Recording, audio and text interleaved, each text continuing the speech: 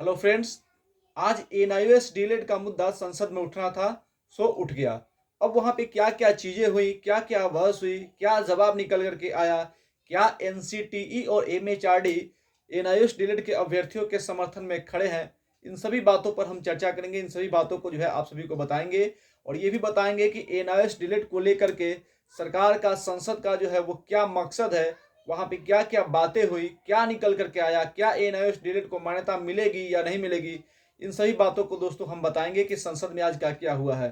तो सबसे पहले आप इस चैनल को लाइक करें, सब्सक्राइब करें, बेल आइकन को प्रेस करें ताकि जब भी कोई नया अपडेट निकल करके आए तो शीघ्रता से आप तक पहुंच जाए। हाँ दोस्तों, तो हम बात करते हैं संसद में आज एनआईओएस डीलेट का जो मुद्दा उठना था उसको उठाया गया, तो वहां पे हुआ क्या। फिर वही बात घूमी घुमाई हुई चीजें दिखने को मिली। देखिए हुआ क्या। क्या सबसे पहले ये जानना जरूरी है कि क्या एनसीटीई और एमएचआरडी जो है वो एनआईओएस डीलेट के बच्चों के समर्थन में खड़ी है। क्या वो एनआईओएस डीलेट के बच्चों को, इनकी जो मांग है उसको पूरा करना चाहती है या नहीं चाहती है, इनका मकसद क्या है। एनआईओएस डीलेट के जो 14 से 15 लाख बच्चे हैं उनका जो आज हाल हुआ है, इसकी रिस्पॉन्सिबिलिटी जो है वो एनसीटीई को लेनी ही चाहिए, बिल्कुल लेनी चाहिए। क्योंकि ये एनसीटीई की लापरवाही और उसके केयरलेस नेचर के कारण ही हुआ है, जिसका भुगतान जो है एनआईओएस डीलेट के 14 से 15 लाख बच्चे जो है आज भुगत रहे हैं। दोस्तों, आज एनआईओएस डीलेट का मुद्दा जो था वो संसद में उठा, वहां पे क्वेश्चन पूछे गए, लेकिन जो जवाब आया वो सुनकर दोस्तों गुस्सा ही आने वाला है। अगर आप उस जवाब को सुनिएगा तो आपको एकदम गुस्सा आएगा कि हम क्वेश्चन क्या पूछ रहे हैं और जवाब जो है गवर्नमेंट की तरफ से जो है वो संसद में क्या दिया जा रहा है।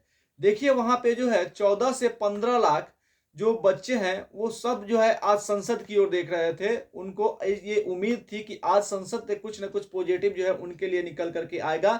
आज कुछ सकारात्मक जो है वहां से देखने को मिलेगी, कुछ सुनने को मिलेगी उनको। इसलिए वो जो है सदन की ओर, संसद की ओर जो है आवाज देख रहे थे कि आज कोई पॉजिटिव जरूर उनके लिए निकल करके वहां से आएगा हमारे लिए। आज देखते हैं कि क्या होता है संसद में।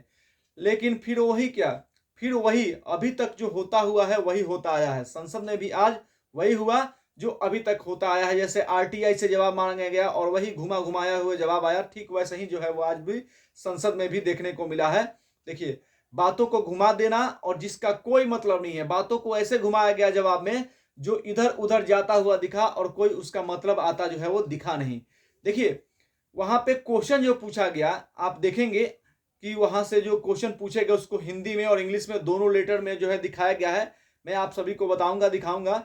उसमें क्वेश्चन देखिए क्या पूछा गया है। एनसीटी एमएचआरडी को लेकर के, एनआईओएस डीलेट को लेकर के जो क्वेश्चन पूछना था उसमें क्वेश्चन क्या पूछा गया था। उसमें पहला क्वेश्चन ये पूछा गया कि बच्चों को मुफ्त शिक्षा, बच्चों को मुफ्त और अनिवार्य शिक्षा का अधिकार विधेयक के तहत सरकार द्वारा किए गए प्रावधान 2017 का उक्त कानून देश में लागू किया गया है।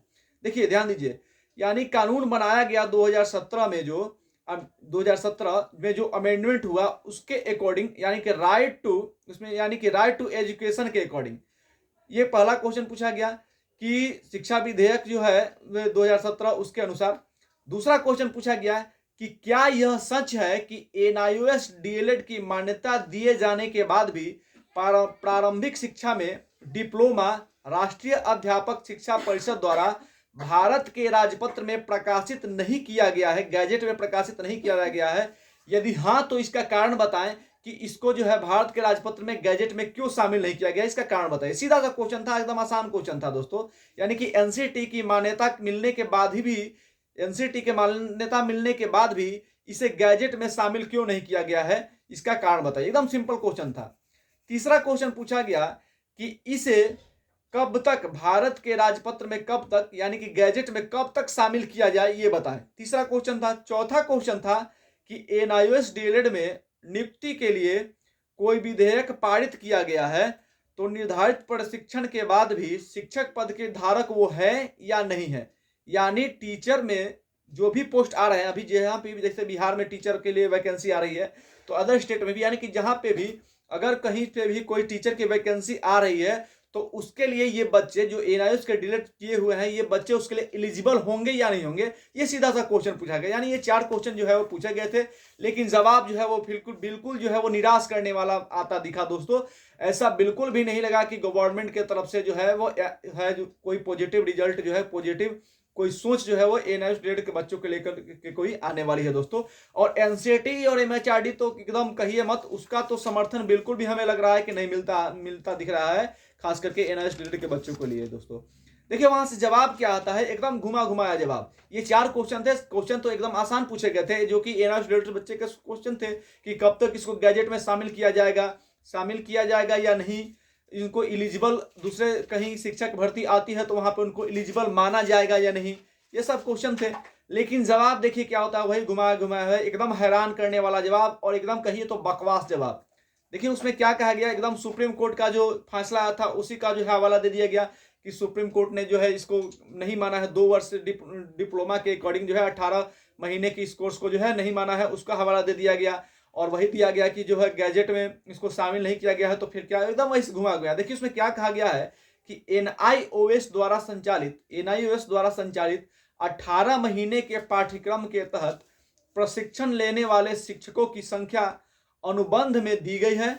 कोई और भारत अध्यापक परिषद 18 महीना पर विचार करने के लिए सभी राज्यों और केंद्र शासित प्रदेशों को पत्र भेजा गया। ध्यान दीजिए, यानी कि इसको देखने के लिए, इसको समझने के लिए जो है एक बात है कि भारत अध्यापक परिषद जो है वो 18 महीने पर विचार करने के लिए सभी राज्यों और सभी केंद्र शासित प्रदेशों को जो है वो लेटर भेज रहा है।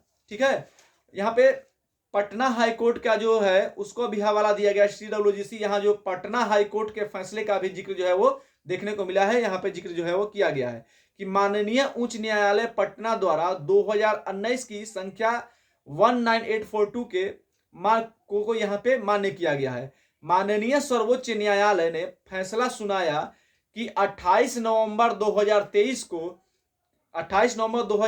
को जो है 18 महीने का डीएलएड ओडीएल इसके बराबर नहीं है। किसके बराबर नहीं है? तो नियमित 2 वर्ष के डीएलएड के। ठीक है, यानी कि एनआईओएस डीएलएड जो है 18 महीने का ओडीएल, वो जो है 2 वर्ष का जो नियमित डिप्लोमा है उसके बराबर नहीं है। ये सुप्रीम कोर्ट का जो है फैसला आया है, इसी को देख करके निकल गया। देखिए क्वेश्चन क्या पूछा गया और आंसर क्या दिया गया। क्वेश्चन से जो है आंसर का कोई ताल्लुक ही नहीं था। एकदम पहले जैसे घुमाया हुआ आरटीआई के माध्यम से जो जवाब आया था, बिल्कुल वैसे ही जवाब यहाँ पे देखने को मिला। तो क्वेश्चन कुछ और पूछा जा रहा है, जवाब कुछ और मिल रहा है। तो इससे तो यही लग रहा है ना कि एनआईओएस डीएलएड के जो बच्चे हैं उनको जो है मान्यता नहीं मिलने वाली है।